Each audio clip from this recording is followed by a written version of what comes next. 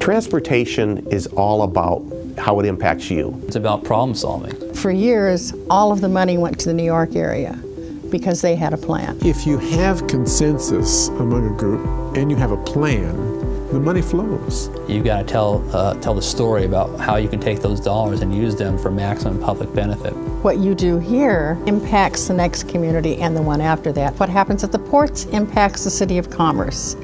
We just are all tied together. I think if each city tried to do it individually and piecemeal, it would be very fragmented as well as very hard to come by the resources. However, by having a unified plan with all of the gateway cities and the cities in the region having similar needs, it makes it more accessible, more likely that funding will be met both at the state and congressional levels. If you look at the United States today, it's been built a first country in the world by people who thought that by doing the best they could during their lifetime, someone will come after them and do the same. If we don't take a hold of what's going to happen in the future, who else is? Using local solutions to build a 21st century transportation plan.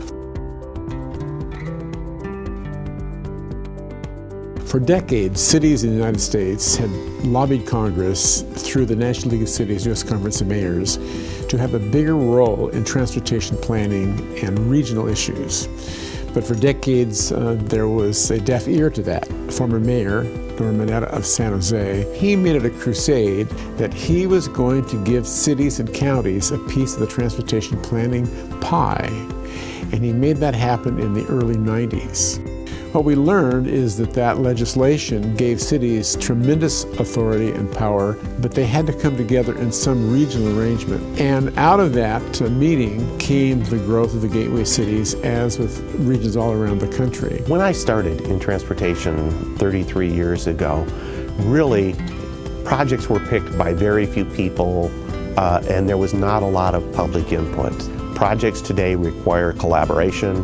It requires people coming together and coming to agreement on what projects should be done in what area. Whether it's the freeway, whether it's a rail system, whether it's buses or whatever it is, and you ask them, how do you want us to build it?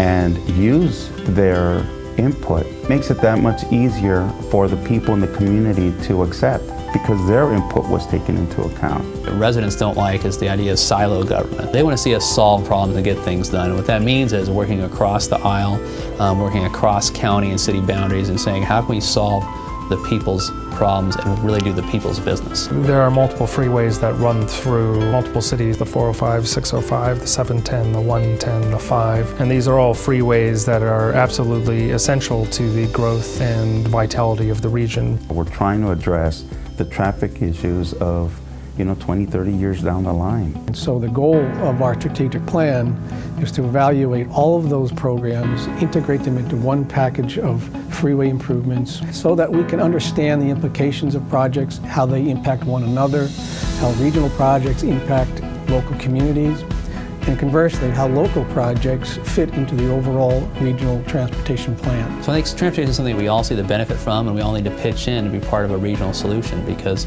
roads don't stop at city boundaries. When you're on the 405 freeway at 5:30 p.m., everyone's suffering equally. Every hour we can save for people on those roads is an hour they can spend with their families. Whether you're rich or poor, you use our roads, you use our transit. Transportation is something that everyone benefits from. The vision for the Gateway COG is to have a 21st century multimodal transportation system that reaches out to all areas of the subregion. Air quality, water quality are all part of the livability of a region, and it's important for us to understand that and evaluate the impacts of what we do. I think it's important that we form partnerships with our various subregions, talking about issues, being open and candid about what our objectives are, and then working towards solutions is critical to all of our success. I was at the forefront of the I-5, and I'm seeing the results of all that work, all that collaboration, all the different people working together to make something happen in the community that's going to be a benefit for the next 10, 20 years. I know it works.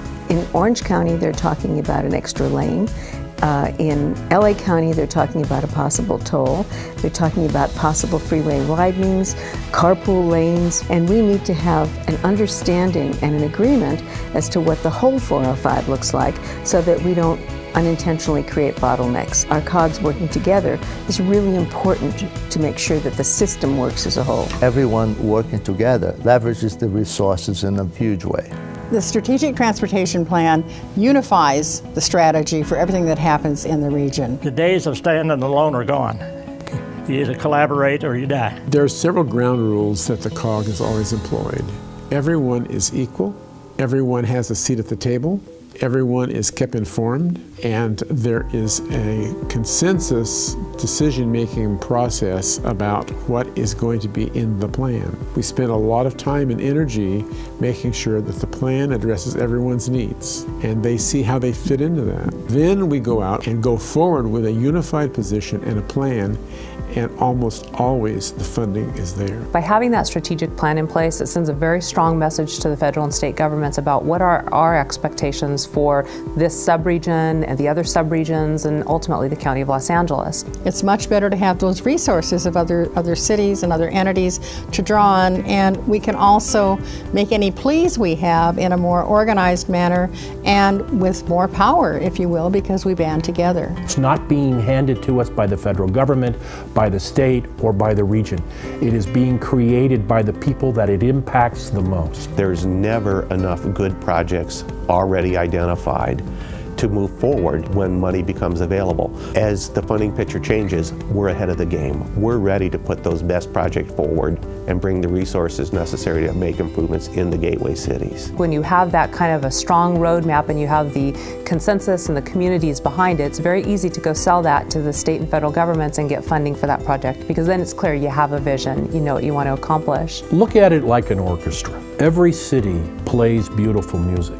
But when the orchestra performs as an ensemble, as a group, and everything is well tuned and played, then everything works and it comes out beautifully. You can tell when someone in an orchestra is not playing their part. These plans from a regional perspective allow us to function as an orchestra and not as a group of individual players. Having consensus plus a plan equals success. Let's be visionaries. Let's look at other things out there. Let's not be afraid to try new things.